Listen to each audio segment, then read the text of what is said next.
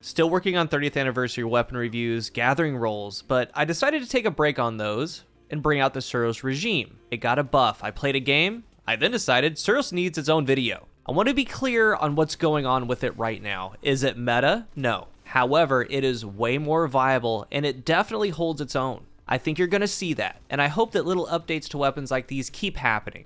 Also note, even though hand cannons have been pound for pound pretty much one of the better options in the Crucible for the past 6 years, there are plenty of players that just simply don't like them, and that's okay. That's where some pulses come in, and something possibly like the Suros. The changes to Suros do give it a fighting chance. I'm going to show you how and why. We recently got the Crysura Mellow High Impact AR. We've had some ones in the past like Age-Old Bond. These have been known for being very hard hitting, but a big downfall for them has always been their stability, landing consistent shots for the time to kill as you get further back in the range. And then we go all the way back to Halfdan, and some of these had or have kill clip for lethality. Suros has two modes, the 600 RPM spinning up and the buffed high impact dual speed receiver. Suros Legacy, the exotic trait, bottom half of the mag does more damage, and there's a chance to return health on a kill. The catalyst states that there's an increased chance for kills to regen health. Dual speed receiver got a buff of plus 30 range and plus 3 to zoom. This is actually a big buff for it. It brings the range to 90 overall. And that zoom factor, take a look at Suros in the 600 RPM state. This is the base 1.6 times zoom. This is what it has always had, but with dual speed on,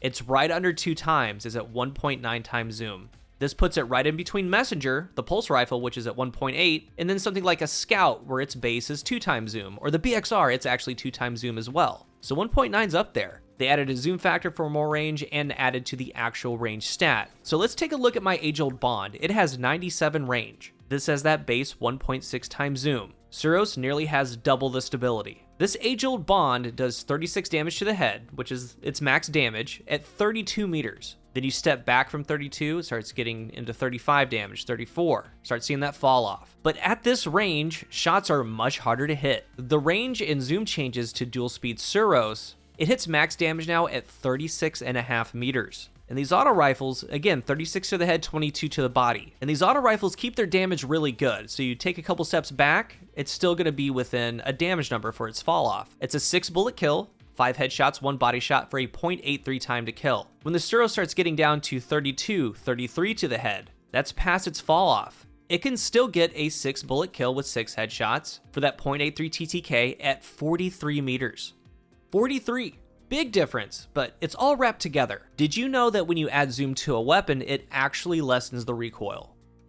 Proven fact, it's more stable. And to get the full details, I consulted with Mercules. Because the reason it is the way that it is because if something had, let's say, 15 total stability, and then you added 2 times zoom to it, all that would do is zoom in on that 15 horrible recoil and make it even more unbearable. If the recoil was the same amount when you were zoomed in, all high zoom guns would pretty much be unusable. So to remedy that, it scales similar to the way aim assist does with zoom. Your gun jumps the same amount on your screen, but because your field of view is more narrow, the only way that that is going to be accomplished is by actually making the gun recoil less in actual in-game distance. It's the same principle behind the aim assist cone getting more narrow with high zoom. So this buff gave it more stability as well, a tighter shot, way more distance, and all of that just travels with the zoom. More range, better aim assist. And the more zoom, on top of it, has that third buff of better stability because of that. It's a laser beam. They did a really good job, and I highly recommend that you give it a spin. I've been doing really well with it. The .83 is competitive if you're landing your shots, and it does give hand cannon users issues 35 meters and beyond. And even inside of that, if you throw in a crouch. That's covering what they did and how it's performing now. That's the main information. But if you want to stick around, I do want to talk about Suros a little bit more. Suros now does compete better than it did. That full kit that they gave it, it has really good stability, really good range with the zoom. And something I really look at is it's now more reliable. I now know what I'm getting out of it. It does duel well around 40 meters. Most ARs can't, and that's really good for a high impact auto. It's kind of crazy. Now, some of these things I'm about to talk about, I guess, might be a little ranty, but it does come from a good place. It gets me wondering why not do this for more weapons. And it also gets me wondering about a couple of other things, engagement space and archetype reworks. We just did an ability pass, and I think that the game is playing great with the ability cooldowns. There are a lot of weapons in Destiny 2, exotics, full legendary archetypes that could use something like this. And I'm pretty sure you could think of a couple of exotics that could get just small quality of life update adjustments just like the Suros did. I still feel that every weapon has a place in the sandbox. I mean, bows, They're not meta, but they sure do shut you down, and they shut you down fast. They have big strengths, big weaknesses, and I know a lot of you don't like playing against bows, but they do have clear strengths, clear weaknesses when using them. These high impact autos have a designed space, and that space really does clash with some heavy hitters. And almost all those heavy hitters do shut them down. 140 hand cannons, rapid fire pulses, high impact pulses, many more. That age-old bond, 32.5 meters max range, doing its damage with a 100 on the range stat. Here's the part about some archetypes that really bug me.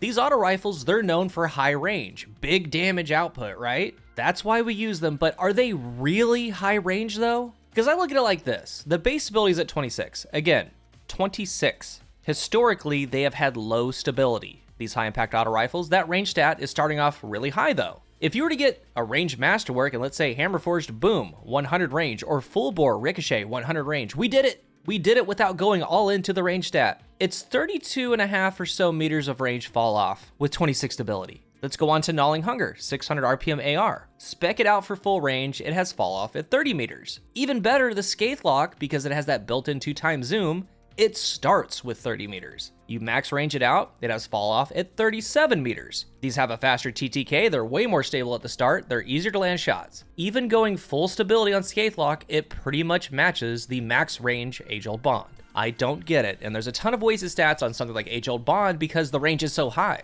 But that doesn't equate to anything in the game. Even stacked all the way up max, it's still behind. Then you have 26 stability. But if you were to go full stability on Age-Old Bond, it gets to 53, which is a lot better. Instead of that 32.5 meter fall off, it's now at 30.5.